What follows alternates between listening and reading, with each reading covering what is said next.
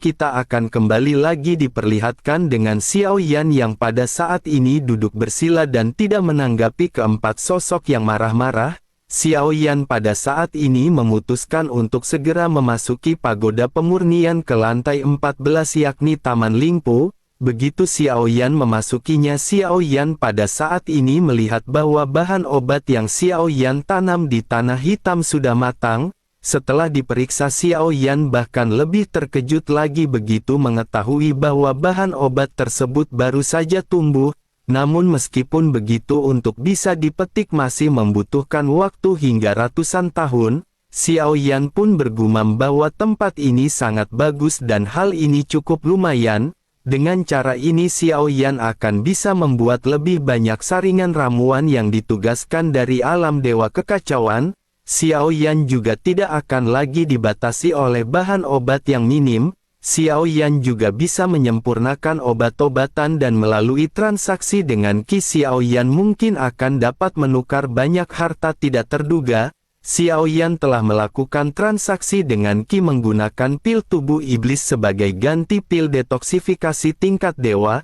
Xiao Yan berniat untuk memurnikannya lagi agar bisa ditukar dengan harta lainnya yang tidak terduga.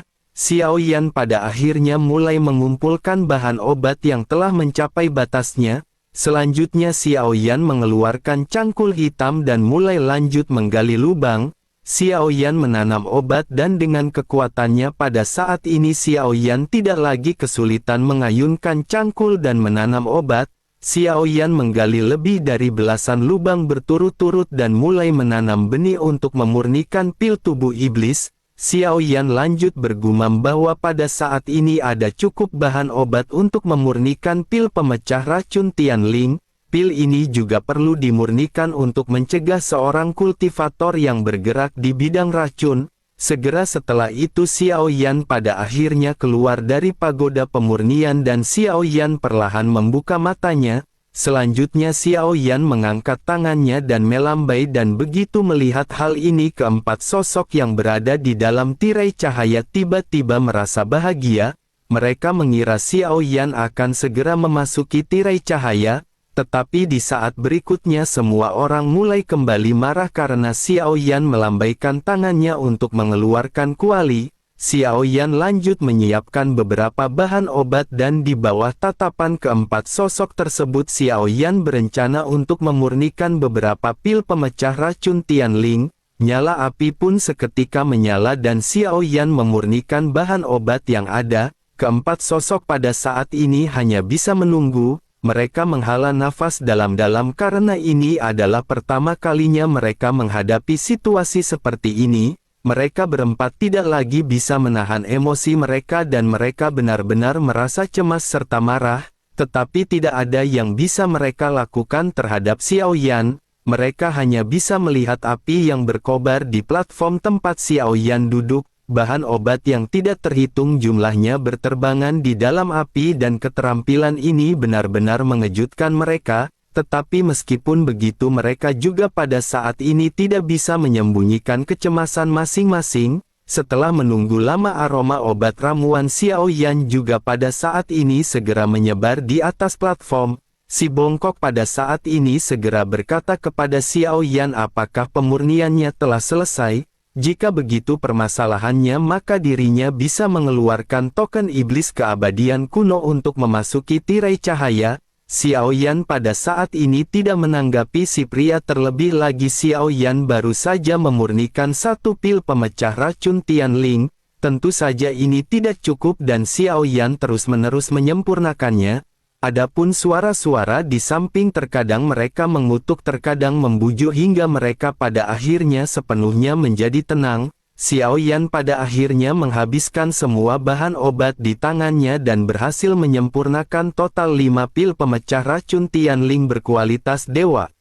Pada saat ini juga Xiao Yan pada akhirnya berhenti. Xiao Yan menatap ke arah empat sosok yang pada saat ini terlihat menutup mata dan berkonsentrasi. Xiao Yan lanjut membalikkan tangannya dan mengeluarkan token iblis keabadian kuno dengan 6 segel emas. Xiao Yan lanjut mengarahkannya ke arah tirai cahaya dan dengan hal tersebut Xiao Yan memasuki tirai cahaya dan telah berada di platformnya. Selanjutnya terlihat adanya bola cahaya yang bergetar dan tiba-tiba seekor binatang singa yang seluruh tubuhnya terbakar dengan nyala api muncul di platform Xiao Yan. Singa ini meraung ke arah Xiao Yan dan selain di platform Xiao Yan 4 platform lainnya juga memadatkan binatang singa yang menyala yang identik. 4 sosok yang duduk bersila pada akhirnya segera membuka mata mereka dan menatap ke arah Xiao Yan untuk pertama kalinya. Pada saat ini mereka masih memiliki tatapan dipenuhi amarah ketika melihat ke arah Xiao Yan, namun sesaat kemudian mereka menemukan bahwa binatang singa yang menyala-nyala di platform Xiao Yan telah lenyap. Platform Xiao Yan juga mulai naik ke atas seperti apa yang dikatakan oleh si bongkok sebelumnya. Si bongkok pun bergumam bahwa mereka pada saat ini tidak boleh tertinggal dari orang itu. 4 sosok akhirnya segera beraksi dan buru-buru mengambil tindakan untuk berhadapan dengan singa yang menyala yang muncul di depan masing-masing. Sementara itu di platform Xiao Yan setelah Xiao Yan menghabisi binatang singa tersebut buaya raksasa setinggi 100 meter lainnya mulai muncul. Xiao Yan maju selangkah dan ketika tinju Xiao Yan bersiul dengan cahaya keemasan buaya raksasa tersebut segera terguncang dan seluruh tubuhnya dihancurkan. Setelah berhasil menghancurkan buaya raksasa platform di bawah kaki Xiao Yan juga mulai naik perlahan. Di sisi lain tentu saja kecepatan dari 4 sosok ini juga tidak lambat. Ini bukan pertama kalinya mereka datang ke sini oleh karena itu mereka mengetahui semua binatang buas yang akan muncul. Dengan begitu maka mereka akan mampu untuk menghabisi mereka dengan cepat. Tetapi pada saat ini ketika mereka menatap ke atas mereka hampir tidak bisa mempercayai apa yang dilakukan oleh Xiao Yan. Tidak peduli seberapa cepat mereka melaju mereka pada saat ini hanya bisa melihat pilar batu yang menopang platform Xiao Yan. Adapun sosok Xiao Yan pada saat ini sudah tidak lagi terlihat di pandangan mereka, hanya terdengar suara pertempuran yang singkat dan cepat serta platform yang terus-menerus meningkat. Pria kurus dengan wajah pucat juga pada akhirnya bergumam bahwa ini benar-benar tidak mungkin. Ini pertama kalinya orang ini datang ke sini, masing-masing hal memiliki kelebihannya masing-masing dan kekuatannya masing-masing. Jika seseorang tidak mengerti cara menghadapinya pasti dirinya tidak akan terselesaikan dalam waktu singkat. Menanggapi hal tersebut si bongkok pada saat ini segera berkata bahwa hal tersebut bukanlah permasalahan, mereka harus bersatu dan menyelesaikan orang ini nanti. Setelah jarak 100 meter platform akan berkumpul dan mereka bisa bersama-sama menangani iblis tanpa wajah. Selanjutnya mereka juga akan mengambil tindakan untuk menghabisi orang ini. Ketiga sosok lainnya pada saat ini mengangguk setuju mendengar apa yang baru saja dikatakan oleh si bungkuk. Namun hal yang tidak mereka ketahui adalah bahwa kekuatan spiritual Xiao Yan terus-menerus mewaspadai mereka. Xiao Yan dapat mendengar dengan jelas informasi apa saja yang disebutkan oleh mereka. Xiao Yan pun bergumam bahwa dirinya baru saja mendengar platform ini akan berkumpul. Mereka akan menghadapi iblis tanpa wajah dan tampaknya kecepatan peningkatan platform bukanlah kuncinya. Apa yang dikatakan oleh si bungkuk ini seharusnya menjadi kesulitan dari uji coba ini. Di antara keempat sosok ini hanya si bongkok yang sepertinya akan bisa menjadi ancaman bagi Xiao Yan. Selain itu sosok ini juga pandai dalam hal racun dan Xiao Yan tidak tahu siapakah yang memiliki racun lebih kuat jika dibandingkan dengan Ning Yao.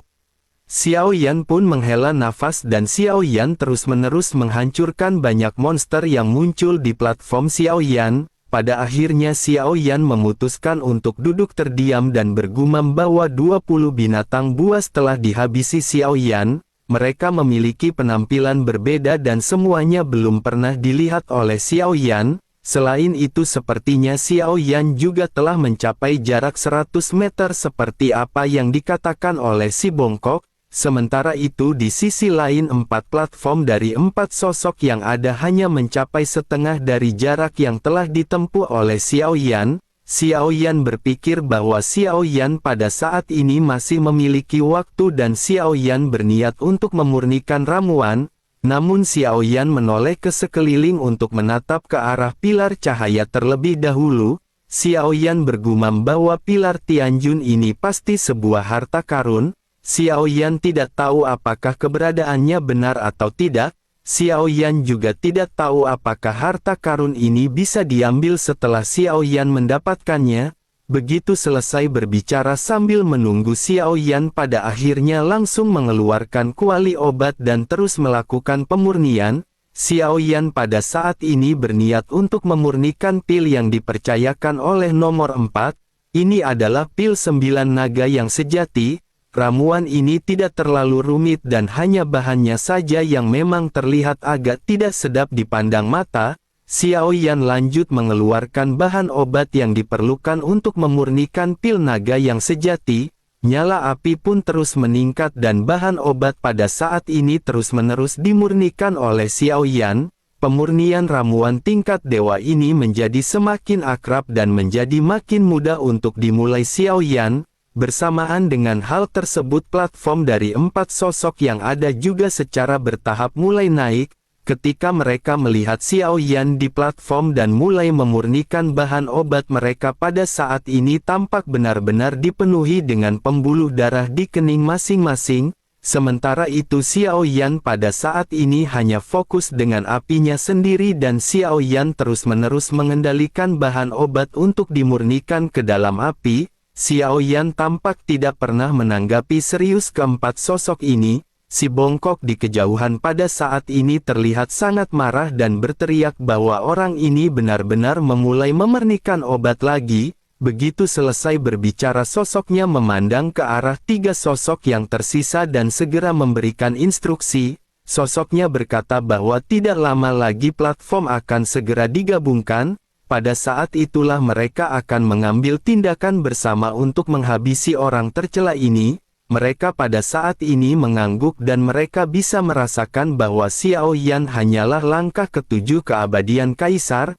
Tetapi meskipun begitu mereka pada saat ini masih memiliki sedikit keraguan. Jika Xiao Yan benar-benar hanya langkah ke-7 keabadian Kaisar, seharusnya ketika berhadapan dengan monster-monster di platform Xiao Yan benar-benar akan seketika terluka. Namun pada saat ini Xiao Yan terlihat masih baik-baik saja dan malah menyempurnakan obat. Mereka pada saat ini hanya bisa mengikuti apa yang telah diatur oleh si bongkok. Pada akhirnya 5 platform mulai bergerak mendekat dan membentuk platform yang lebih luas. Tirai tipis yang membatasi satu sama lain di antara platform juga pada saat ini mulai menghilang. 4 sosok itu pada akhirnya bergegas melesat pada saat yang bersamaan menuju ke arah Xiao Yan dengan serangan sengit mereka masing-masing. Xiao Yan yang duduk bersila pada saat ini masih tidak bergerak dan terus-menerus memurnikan bahan obat miliknya. Begitu Xiao Yan menghadapi keempat orang yang menyerangnya, bayangan di belakang Xiao Yan sedikit bergetar. Sesosok tubuh pada saat ini muncul dan sosok tersebut berkata bahwa mereka benar-benar mencari kematian. Di antara alis sosok ini segel bintang 9 mengalir dan bersinar dan kekuatan ki serta darah yang kuat meledak dari tubuhnya. Keempat sosok ini juga seketika terkejut. Di mata mereka terlihat ada tinju emas yang menutupi semua orang menyebabkan keempatnya membeku. Satu-satunya hal yang dapat menghentikan mereka berempat adalah perasaan krisis yang sangat kuat. Mereka semua menghentikan serangan masing-masing. Mereka juga melesat mundur dengan kecepatan yang sangat tinggi. Tinju Xiao Yan di sisi lain juga tiba-tiba berhenti karena Xiao Yan tidak terlalu menginginkan nyawa keempat sosok ini. Daripada Xiao Yan menghabisi mereka, lebih baik Xiao Yan pada saat ini membiarkan mereka. Di sisi lain, keempat sosok yang menstabilkan tubuh segera saling memandang dan tidak ada satupun di antara mereka yang menunjukkan tanda-tanda keterkejutan. Salah seorang di antara mereka pada saat ini bertanya, kekuatan macam apakah ini? Mengapa dirinya merasa seperti akan dihancurkan pada saat sebelumnya? Seorang lainnya juga berkata bahwa kekuatan orang ini terasa sangat aneh. Terlebih lagi sekarang ada 2 orang yang muncul di atas platform. Secara logika hanya satu orang yang akan bisa masuk ke tempat ini. Dirinya khawatir mungkinkah orang ini adalah orang yang berasal dari klan Chimi.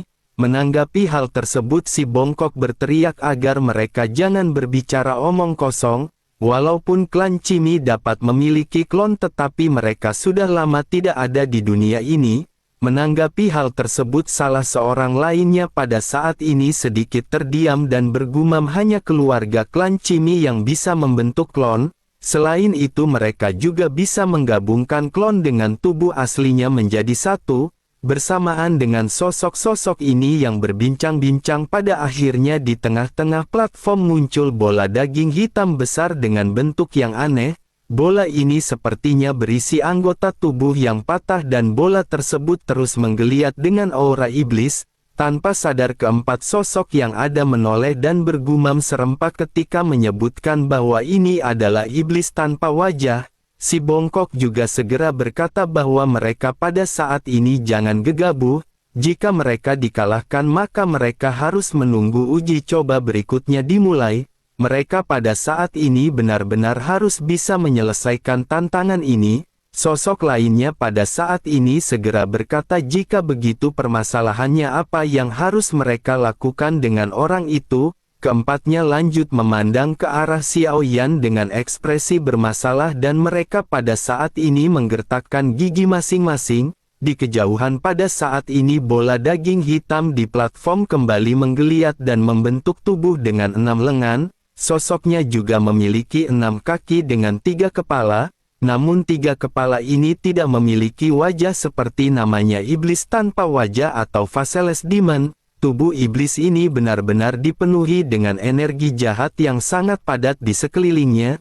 3 kepalanya memiliki mulut raksasa dengan gigi tajam dan bola mata terpisah. Salah satu kepala juga terlihat memiliki 1 telinga dan pada saat ini sosok tersebut memancarkan suara berdengung. Suara ini dalam sekejap mata langsung membuat jiwa semua orang gemetar dan membuat mereka merasa sakit kepala. Si bongkok juga pada saat ini berteriak agar mereka dengan cepat menggabungkan kekuatan formasi, jika tidak maka mereka pada saat ini tidak akan memiliki kesempatan. Keempatnya pada akhirnya segera membentuk segel di tangan masing-masing dan mulai menuangkan energi mereka untuk digabungkan. Mereka pada saat ini membentuk perisai penghalang. Selanjut si bongkok pada saat ini berteriak siapakah di antara mereka yang ingin maju terlebih dahulu. Lang Tian pria kurus di sebelah si bungkuk pada saat ini berkata bahwa dirinya akan mengambil alih serangan utama terlebih dahulu. Sosoknya pada akhirnya segera meraung dan melesat dengan kecepatan yang sangat cepat. Sosoknya langsung mengeluarkan senjata untuk menyerang ke arah Faceless Demon. Bersamaan dengan hal tersebut terdengar suara dari tubuh Faceless Demon yang tampak seperti suara terkikik. Suara aneh ini membuat semua orang terkejut dan berpikir mungkinkah dirinya pada saat ini tertawa meledek. Apa yang ditanyakan oleh semua orang pada saat ini terbukti karena serangan dari pria bernama Lang Tian ini benar-benar dihancurkan. Sosok Lang Tian juga pada saat ini segera mundur. Selanjutnya mereka bergantian untuk menyerang ke arah Faceless Demon. Namun tidak peduli keterampilan bertarung apa yang mereka coba mereka pada akhirnya sama sekali tidak bisa mengalahkan Faceless Demon. Bahkan serangan racun kuat yang dilesatkan oleh si bongkok juga pada saat ini sama sekali tidak berpengaruh pada Faceless Demon. Si bongkok yang melesat mundur pada saat ini berteriak bahwa racunnya benar-benar tidak berpengaruh kepada Faceless Demon. Sosok ini bahkan lebih kuat jika dibanding dengan sebelumnya. Secara logika musuh yang muncul di sini ditentukan dengan kekuatan penantangnya. Meskipun dirinya sebelumnya sulit untuk menghadapinya tetapi sosoknya tidak sekuat seperti ini. Mengapa mereka pada saat ini tiba-tiba menjadi jauh lebih kuat? Si bungkuk mendesis dingin sebelum akhirnya mengalihkan perhatiannya ke arah Xiao Yan. Si bongkok pun lanjut bergumam bahwa mereka pada saat ini sama sekali tidak bisa berhadapan dengan Faceless Demon. Mereka telah menggunakan metode yang sama untuk menang sebelumnya. Kali ini Faceless Demon ternyata bukan lagi sesuatu yang bisa mereka hadapi. dirinya tiba-tiba menjadi lebih kuat dan hanya ada satu alasan, yakni selain dari mereka berempat orang yang sedang memurnikan ramuan ini mungkin memiliki kekuatan yang kuat. Empat mata pada akhirnya terfokus pada Xiao Yan dan kemungkinan dari situasi ini juga sangat jelas. Lang Tian juga pada saat ini berkata bahwa mereka benar-benar bukan tandingan dari Faceless Demon. Akan sangat merugikan jika mereka pada saat ini memaksa untuk terus bertarung. Mendengar hal tersebut, keempat sosok pada saat ini terlihat saling memandang dan meskipun mereka tidak mengatakan apapun dengan jelas sepertinya mereka pada saat ini memahami maksud satu sama lain. Begitu Faceless Demon pada saat ini bergerak menyerang di antara keempat sosok tersebut, si bongkok pada saat ini melesat menjauh. Ekspresinya pada saat ini sedikit berubah dan meskipun dirinya pada saat ini mendapatkan serangan dan berhasil terpukul, sosoknya pada saat ini terus melesat dan arah yang dirinya tuju adalah arah tempat Xiao Yan memurnikan ramuan. Tepat ketika serangan iblis tanpa wajah ini terus-menerus mengejar si bungkuk, tiga sosok lainnya juga segera mengambil tindakan. Dengan upaya gabungan dari keempatnya, mereka pada saat ini tampak memimpin Faceless Demon ke arah Xiao Yan. Sementara itu di sisi lain Xiao Yan pada saat ini telah sampai pada proses pemurnian tingkat lanjut. Xiao Yan tidak berniat untuk memurnikan pil tersebut. Xiao Yan pada akhirnya menggunakan klon dewa asli untuk melindunginya dan selama keempat orang ini tidak mengambil kesempatan untuk menyerang Xiao Yan secara diam-diam, hal tersebut akan baik-baik saja, tetapi Xiao Yan pada saat ini tidak ingin mengambil risiko. Pada akhirnya ketika Faceless Demon ini mendekat dengan dipimpin oleh keempat sosok tersebut, klon dewa asli mulai bergerak. Tetapi lesatannya pada saat ini bukan mengarah ke arah Faceless Demon melainkan bergegas menuju ke arah si bongkok. Sebuah pukulan tanpa peringatan pada saat ini segera mulai dilesatkan ke arah si bongkok. Wajah si bongkok juga membeku dan dirinya dengan cepat menggunakan harta pertahanannya. Sisik sebening kristal muncul dan bersinar dengan cemerlang untuk memblokir serangan Xiao Yan. Ledakan pun seketika terjadi dengan suara tumpul yang bergema dan pukulan dari klon dewa asli benar-benar memukul mundur si bongkok. Si bongkok segera kehilangan kendali atas tubuhnya dan pelindung sisik di depannya runtuh ketika dirinya melesat mundur. Sosoknya juga menyemburkan beberapa suap darah. Pria kurus bernama Lang Tian pada saat ini menatap ke arah Xiao Yan dengan bingung dan berteriak dengan marah ketika berkata apa yang dilakukan oleh Xiao Yan. Xiao Yan dengan kasar dan suara dingin seketika berteriak karena mereka tidak berguna, sebaiknya mereka mati terlebih dahulu. Xiao Yan pada saat ini sedikit terdiam karena tentu saja Xiao Yan juga tidak benar-benar ingin menghabisi si bongkok. Pukulan yang dilesatkan oleh Xiao Yan juga mungkin hanya menyebabkan si bongkok patah tulang. Xiao Yan juga pada saat ini berniat untuk memberikan pelajaran kepada pria yang bernama Lang Tian. Namun sebelum Xiao Yan sempat mengambil tindakan, Faceless Demon pada saat ini tiba-tiba mengunci Xiao Yan. Bayangan hitam langsung menuju ke arah Xiao Yan. Xiao Yan berbalik dan Xiao Yan segera menghadapi Faceless Demon yang menyerang. Aura kuat di tubuhnya terpancar dan kekuatan energi serta darah Xiao Yan meledak. Tubuhnya mulai melebar hingga ratusan meter dalam sekejap. Tinju yang terbungkus dengan cahaya keemasan meraung dan Xiao Yan mengeluarkan teknik 82 tinju para dewa. Tinju ini tanpa banyak basa-basi segera diledakkan ke arah iblis tanpa wajah seperti orang gila. Sosok Faceless Demon pada saat ini diselimuti oleh aura iblis dan sosoknya benar-benar berhadapan dengan tinju Xiao Yan. Aura iblis ini melingkari keenam lengannya. Keenam lengannya juga pada saat ini benar-benar berhantaman dengan bayangan tinju Xiao Yan. Banyak ledakan pada saat ini seketika terdengar. Keringat dingin juga muncul di dahi Lang Tian dan dirinya pada saat ini benar-benar ketakutan. Dirinya bisa merasa bahwa pada saat ini kekuatan yang terpancar dari Xiao Yan jauh lebih mengerikan jika dibandingkan dengan kekuatan yang terpancar dari Faceless Demon. Selama tabrakan ini meskipun Faceless Demon memiliki 6 lengan pada saat ini lengannya terus-menerus hancur di bawah serangan tinju Xiaoyan, sosoknya juga terlempar mundur dan lengannya yang hancur akibat pukulan Xiaoyan pada saat ini seketika membaik. Di sisi lain Xiaoyan juga pada saat ini bergumam bahwa kemampuan benda ini untuk menahan serangan sangat kuat. Xiaoyan khawatir keempat orang ini sekarang lebih berpengalaman dalam menyelesaikan permasalahan tersebut. Xiaoyan pada akhirnya segera menoleh ke arah Lang Tian dan mulai berteriak. Xiaoyan berkata karena dirinya ingin menonton pertunjukan maka Xiaoyan akan memberikan pertunjukan yang hebat kepadanya. Xiaoyan pun seketika memancarkan momentum yang kuat dan ekspresi Lang Tian berubah drastis. Dirinya segera merasakan krisis yang kuat menyebabkan dirinya terlempar mundur dengan kecepatan tinggi.